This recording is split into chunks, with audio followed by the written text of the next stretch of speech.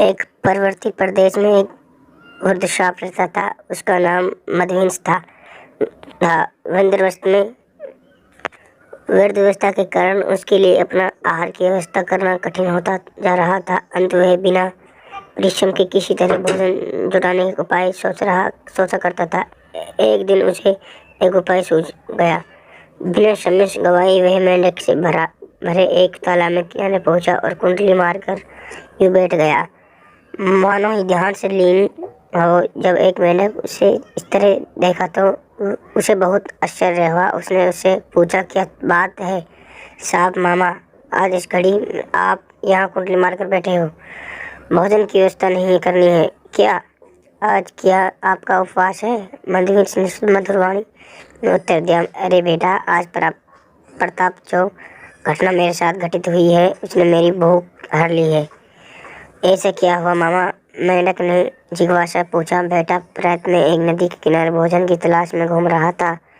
वह मुझे एक मेंढक दिखाई पड़ा। मैंने सोचा कि आज के भोजन की व्यवस्था हो गई है और उसे पकड़ना बड़ा पास ही एक बहन और उसका पुत्र ध्यान में लीन थी।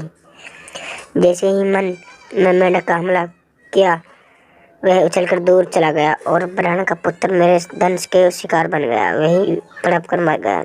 अपने पुत्र की मृत्यु देखकर ब्राह्मण क्रोधित हो गए और उसने मुझे मेंढकों का वाहन बनाने का शाप दिया। इसलिए मैं तुम लोगों के वाहन बनना आया हूँ। मेंढक ने यह बात अपने राज जलपाद को बताई और राज जलपाद ने सभा बुलाकर अपनी प्रजा को यह बात बताई। सभा ने निर्णय ले लिया कि वह युद्धि सांप का छाप पूर्ण करने में उसकी सहायता करेंगे। इस तरह वे सांप की सवारी का आनंद भी उठा लेंगे। सब मिलकर मदविंश अपनी प्रजा को यह बात बताई। सब ने निर्णय ले लिया कि वे युद्ध सांप का छाप पूर्ण करने में उसकी सहायता करेंगे। इस तरह वे सांप की सवारी का आनंद भी उठा लेंगे।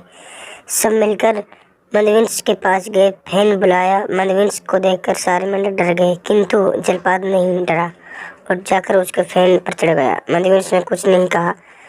इस अन्य मेंढकों को सभी साहस बढ़ गया और वह सभी मदविंश के ऊपर चढ़ने लगे। सब सारे मेंढक मदविंश के ऊपर चढ़ गए तो वह उन्हें भांति के करतब कर दिखाने लगे। उसने उन्हें दिन भर इधर उधर की खूब सैर करवाई, जिसमें सभी मेंढकों का बड़ा आनंद आया। अगले दिन वे सब फिर सवारी के लिए मदविंश के पास आए। मदविंश ने उन्हें अपना ऊपर चढ़ाया, किंतु वह चला नहीं। ये देख जलपाद ने पूछा, क्या बात है, आज आप हम करतब नहीं दिखा रहे हैं? नहीं, हम घूम रहे हैं। मदविंश बोला, मैंने कुछ दिनों से कुछ नहीं खाया, इसलिए मुझे चलने में कठिनाई हो रही है। और अरे ऐसा तो है, आप छोटे छोटे मेंढकों को खाकर अपने